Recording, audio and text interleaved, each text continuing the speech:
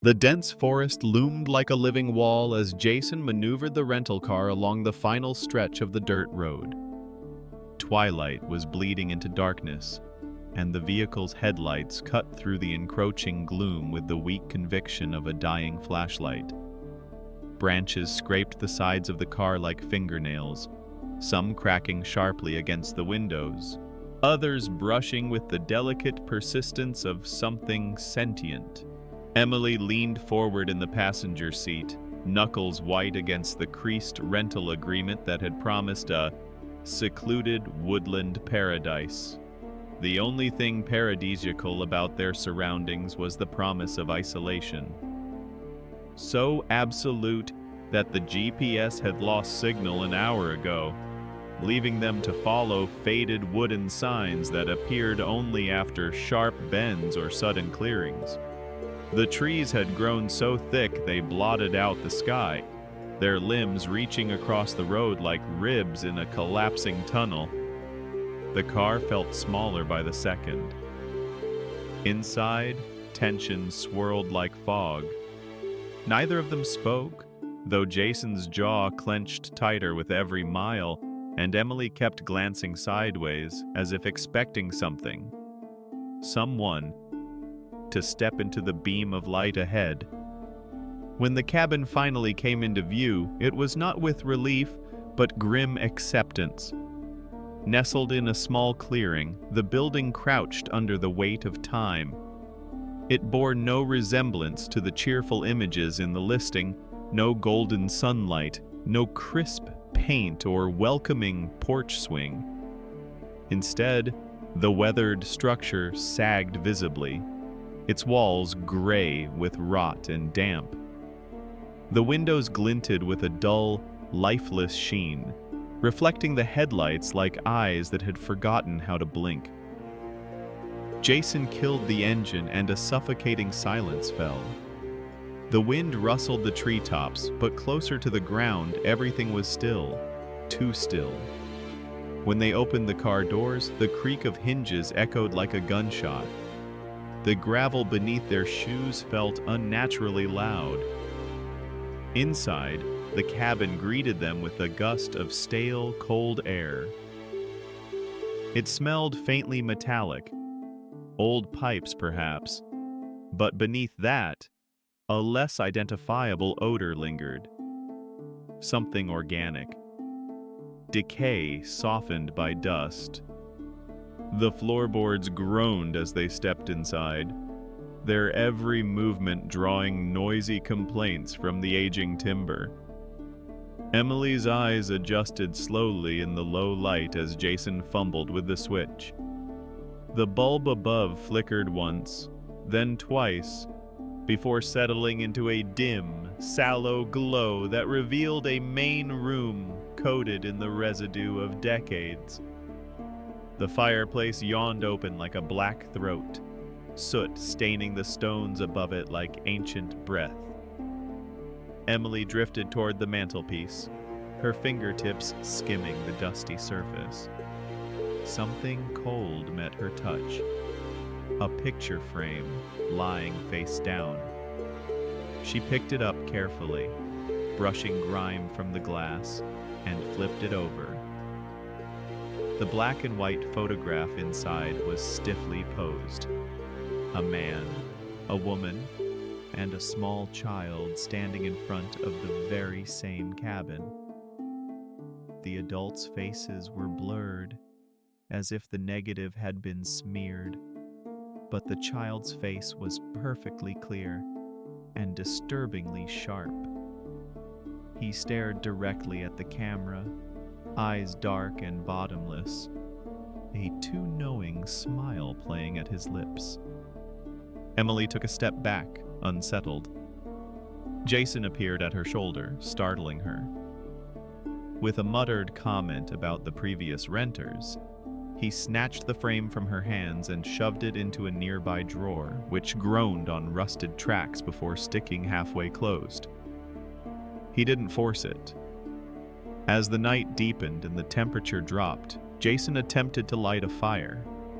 Emily unpacked their meager groceries in the narrow kitchenette, trying not to notice how the wood grain on the paneling seemed to shimmer when the light flickered, giving the illusion of movement. At the hearth, Jason paused. Beneath the logs provided by the rental company lay a heap of blackened debris. Emily joined him, crouching beside the fireplace. She reached in and lifted a charred scrap. It flaked at her touch, crumbling softly, but one word remained legible in jagged, singed ink. Leave. Jason laughed nervously, too quickly. Some dumb prank, he said, snatching the paper and tossing it into the fire as if to erase the moment. The flames caught with a sputter, curling the edges of the word until it was ash. They ate in silence at the wobbling table. The fire cast long shadows that reached like grasping fingers. Every time the logs popped, both flinched. The wind howled outside, occasionally gusting with a voice too tonal, too close to speech to be comfortable. Branches scraped across the roof, dragging slowly like claws. The bedroom was scarcely more comforting. The mattress sagged in the center, oddly heavy, as if something unseen had pressed it down for years. Jason dropped into it with a sigh, but Emily remained rigid, covers drawn to her chest. She counted the creaks, one from the hallway, another from the rafters, then the unmistakable sound of something moving on the porch. Deliberate, slow steps that strained the wood under each footfall. They held their breath. The steps circled. A pause at the window. The thin curtains fluttered inward, though the window was locked. Then came the knock. Not at the door, at the glass. 3 sharp raps that rang like hammer blows. Jason's hand found Emily's, clammy and shaking, and they lay there frozen, afraid to look. Eventually the steps receded, but neither of them slept. Dawn came colorless and cold.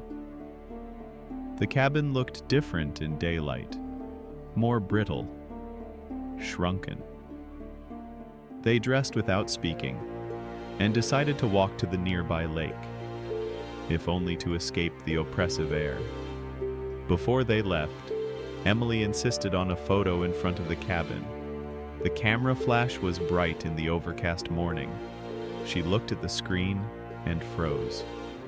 Behind them, in the open doorway, a pale figure stood. Its face was indistinct, as if obscured by smoke. One arm raised, not in greeting, but beckoning. Jason's face drained of color. They rushed back inside. The photograph from the night before lay on the mantel once again. Jason had thrown it in the drawer. Now the adult faces were clearer, their mouths open in wide, silent screams. The child, however, was unchanged, still staring, still smiling. A cold wind whipped through the room. The fire, now just embers, stirred. Ashes shifted on the hearth, forming words across the blackened bricks. "You shouldn't have come back." Jason grabbed Emily's arm and pulled her toward the door.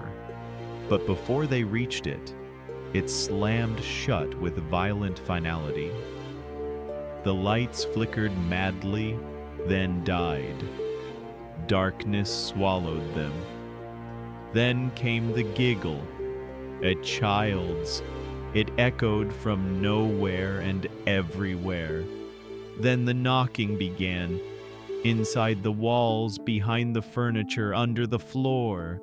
A rising storm of sound that crescendoed with an ear-splitting crack as the framed photo shattered. On the floor, among the shards, The child's face looked up at them, now twisted in a grotesque smile stretched impossibly wide, revealing jagged, inhuman teeth. Emily screamed. The fireplace erupted, not with flame, but with pale, grasping hands, dozens of them, clawing at the air. Outside, the trees whispered, voices layered upon voices. They slipped through the cracks, the seams, the nail holes in the floorboards. "Welcome home,"